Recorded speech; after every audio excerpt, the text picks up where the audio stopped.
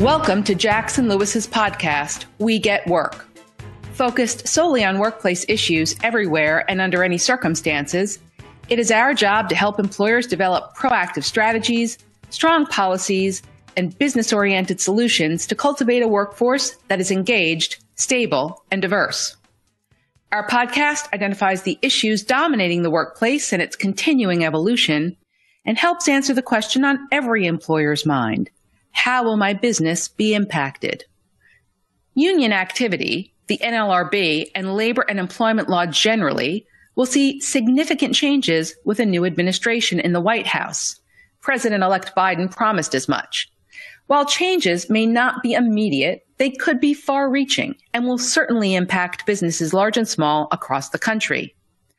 This episode of We Get Work outlines the areas of focus for employers in 2021 to maintain healthy employer relations, avoid labor unrest, and to ensure compliance with ever-changing NLRB rules and precedents.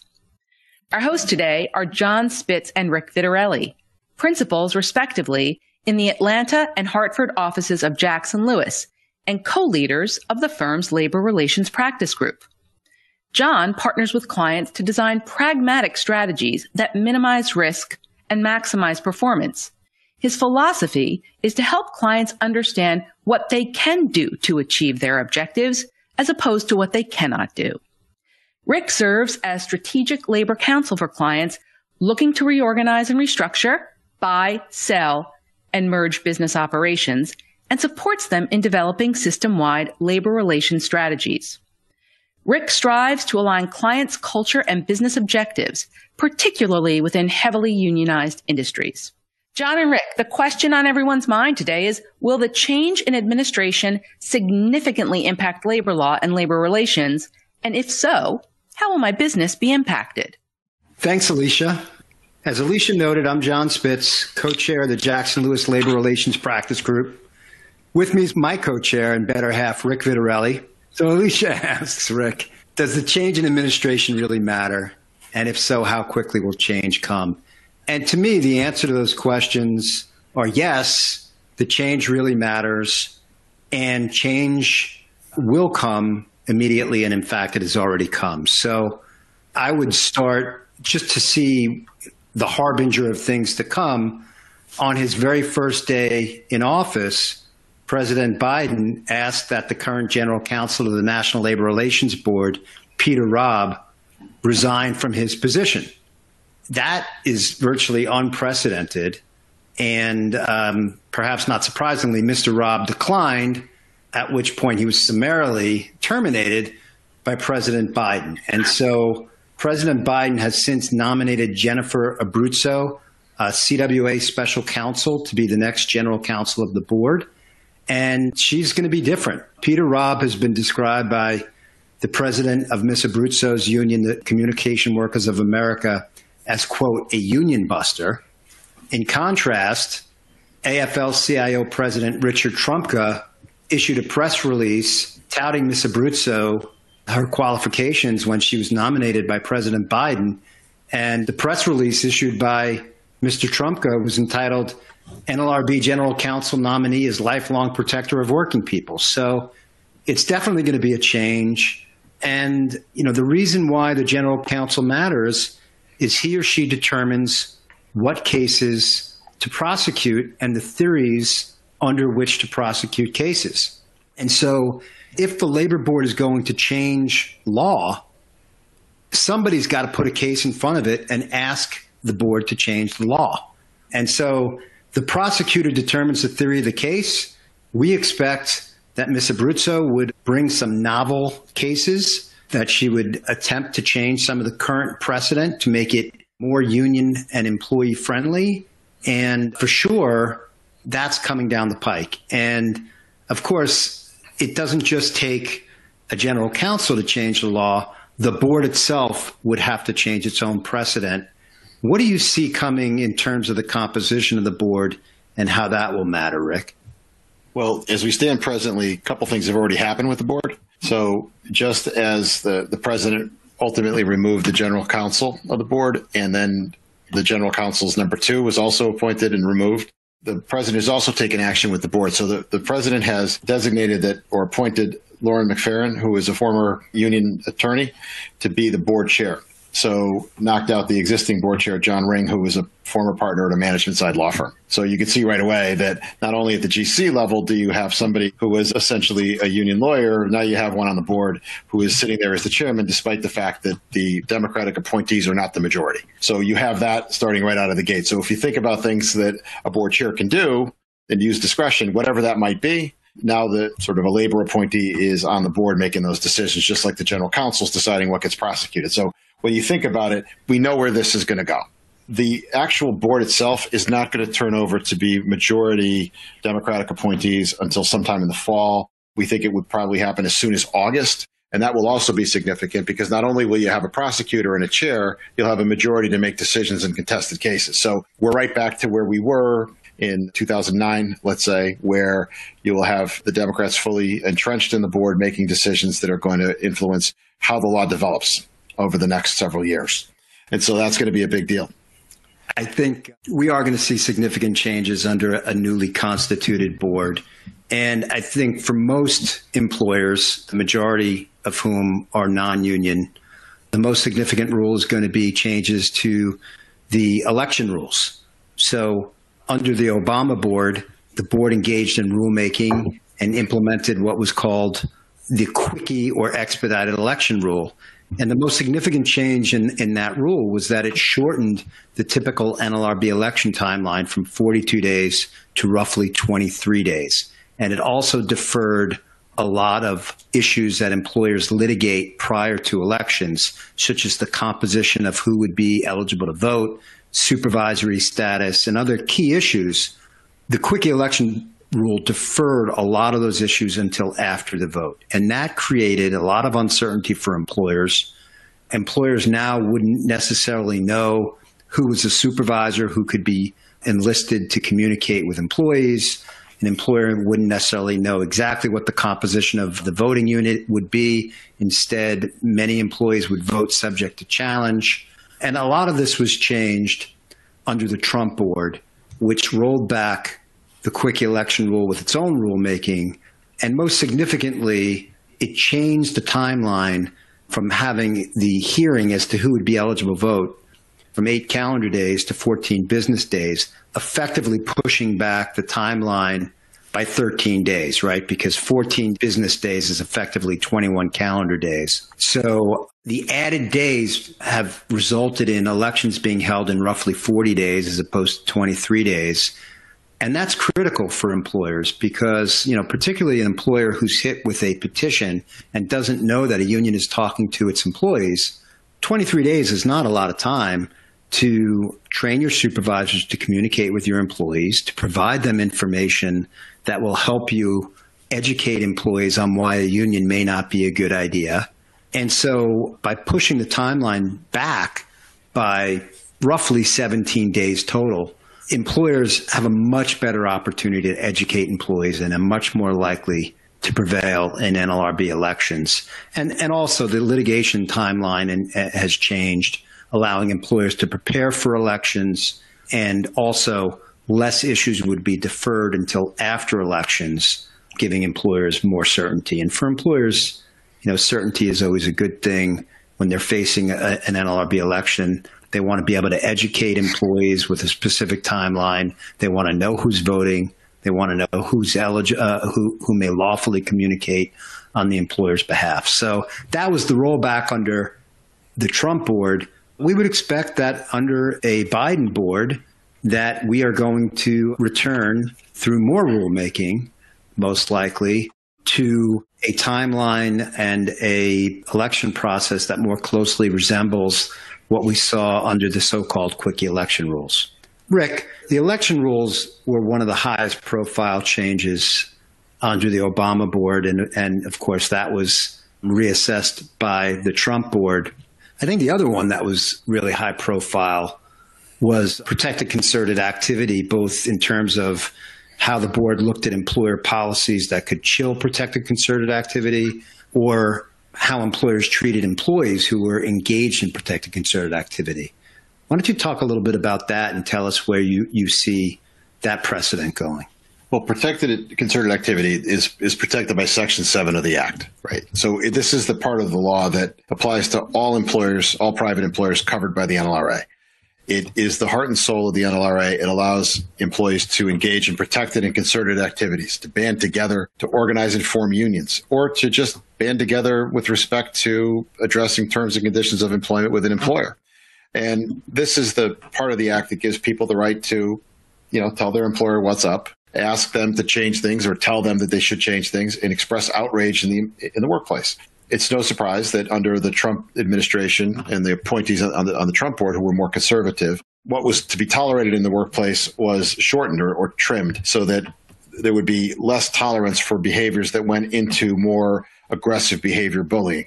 Under the Obama administration, the NLRB at that point was expanding what would be protected and was finding it to be much more limited in what it would find to go beyond the scope of protected activity that could be addressed with discipline. We're going to see more of what happened during the Obama administration happen during the Biden administration, so that protests and conduct that would be in furtherance of employee activity protected by Section 7 would be beyond the scope of discipline. And employers who decided to impose discipline where that was occurring would be subject to findings by the board and complaints. So we're going to see a lot more tolerance of behavior within the workplace, the protesting employer policies and procedures. Work rules will be looked at with skepticism. If there's any way in which they could be twisted to be found in violation of protected rights under the law or the right of employees to engage in section activities, they will be struck down, or they could be used as a basis to object to elections that maybe go in favor of the employer. The same thing with other rules that the board is going to be looking for.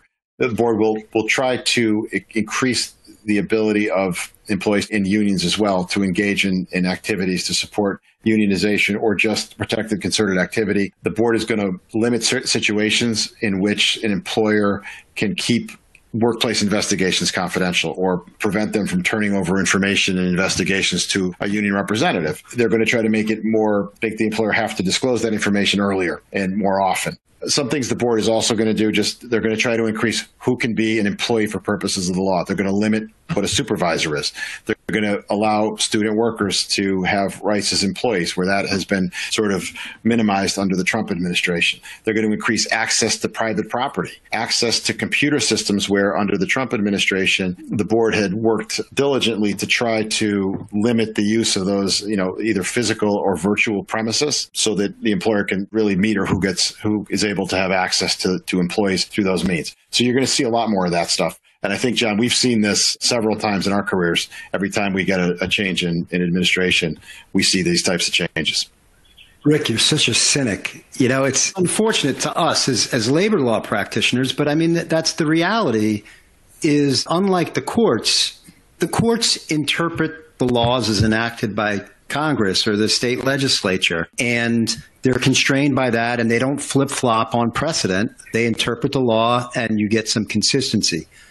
Unfortunately, the labor board is unabashedly partisan, at least it has been in the last few cycles, and we see the law flipping back and forth. And so, a lot of what we've just talked about, I talked about the election rules, that bounces back and forth in recent years to impact whether it's easier or harder for labor unions to organize. You talked about protected concerted activity, again, being a cynic. As union density has dropped, a cynic like me would say, well, the Obama board was looking for a way to stay relevant by pushing Section 7 rights that are applicable in non-union settings, such as work rules. We were seeing challenges to employer handbooks in cases where no one had even contemplated having a union in a workplace. And so it's interesting to watch how this stuff ping-pongs back and forth. And union workplaces are no different. I think that the Biden board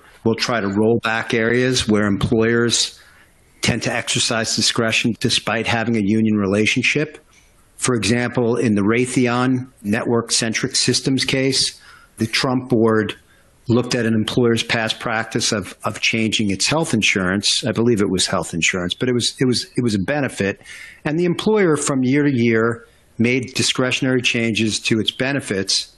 And when a unionized employer made the changes in a union workplace, just like they had done time and again in prior years, the Trump board found that that was lawful, that it was not an unlawful unilateral change, that it was, essentially maintaining a dynamic status quo where if an employer had made changes in the past that did not explicitly violate a contract, that became the law of the shop. And so, we're going to see that revisited.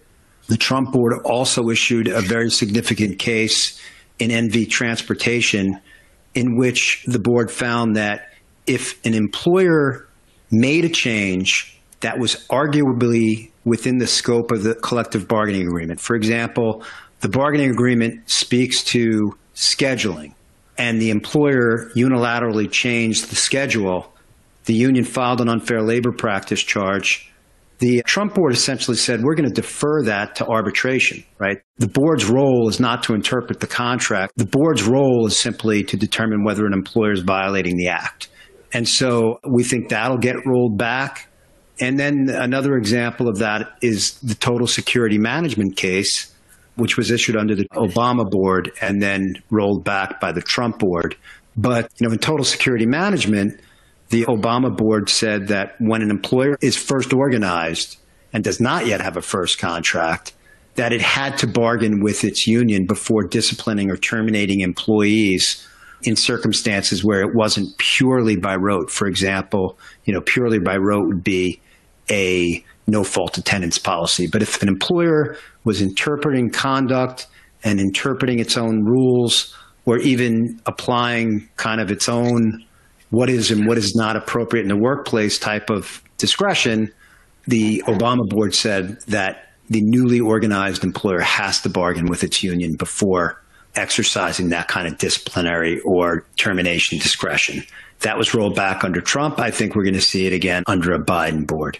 But, talking to all of that back and forth, the one thing that the board can't do is overrule Congress. And that brings us to the PRO Act. And, if the PRO Act was passed, Congress would set the law of the land in terms of a lot of issues that the board has addressed. Why don't you tell us a little bit about that, Rick?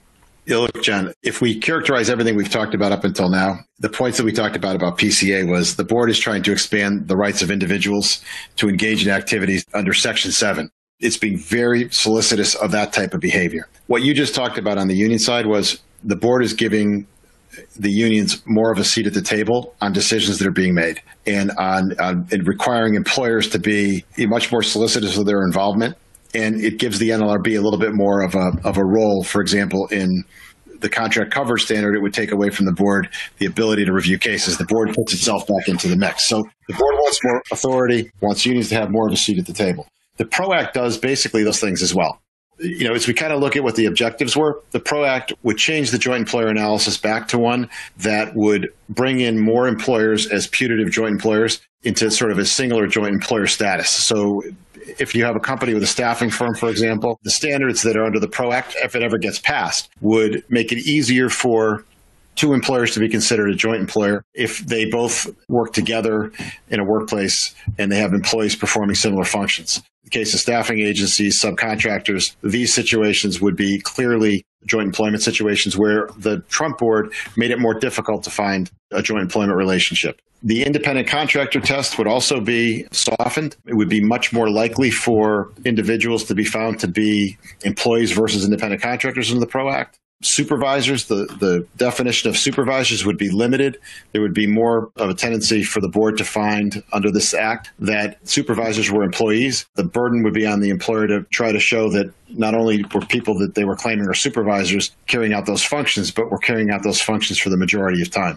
Election rules would be changed to make it easier to organize, make it more difficult for the employer to fight organizing campaigns. It would give the union a lot more control over who they could organize, smaller groups, and whether an election would be by manual versus a mail ballot. They would also seek to preempt state right to work laws so that in states right now where it's illegal to have compulsory membership and the payment of dues under a labor contract, that would be preempted by federal law and permitted everywhere. Other things that would come up would be enhanced remedies for violations of the law and giving the NLRB a bigger seat at the table. There would be a prohibition on employer work stoppages so that even though you might be able to negotiate and be required to negotiate over more subjects, the employer couldn't exercise the right to lock out or permanently replace employees. There would be compulsory interest arbitration if an employer and union could not reach an agreement in the first contract setting within 90 days. So an arbitrator would decide what the terms of the contract would be rather than the parties themselves through a normal contract negotiation where they would get to impasse or agreement. So the PRO Act is a scary thing for employers, but the PRO Act is legislation. And right now, the way we're set up in Congress, unless there are 60 votes in the Senate, the likelihood that the PRO Act will pass with the wish list of items that I just described is relatively low. If things change in the constituency of the houses, especially the Senate, this could be something that labor could go after. But I think we can all remember that there have not been legislative changes in many, many years to the NLRA. But it's something that employers are concerned about. John, do you have any suggestions on what employers can do right now to try to position themselves to, operate with proactive workplaces, fair workplaces without third parties representing employees? Sure, Rick. The key thing here is whether it's through legislation or rulemaking by the NLRB or case law, there are changes coming, right? And so I think both union and non-union employers need to give some thought to what life under a Biden board looks like. First, for a non-union employer, we would anticipate increased organizing activity. And so as a non-union employer, I want to get ahead of that curve. I want to avoid union activity in the first place, which is treat people right, have an open door policy, which is a hardcore business policy that helps you take care of employees before they ever need to look outside the company for help. That way, they don't look to a labor union. They don't look to the EEOC. They don't look to a plaintiff's lawyer. Their needs are met, and you are interference-free. So I would look at my open door systems. I would train my managers to make sure that the doors are really open and that people know to listen and to address employee needs. I would be prepared for quicker elections. I would make sure that all of my supervisors are also trained on their legal rights and responsibilities under the National Labor Relations Act, what they can and can't say, what they should and shouldn't say, and what the facts are about labor unions, and most importantly, what's the employer's position? Because your frontline supervision may not know. So in the event you have card signing or talk about labor unions, you want your managers to be very comfortable speaking to your employees about that. That is training, training, training. You also may want to prepare in advance a communications strategy, perhaps even an anticipated calendar of communications and the actual communications themselves, so that in the event a union organizes, you've got a general game plan about how you would educate your employees.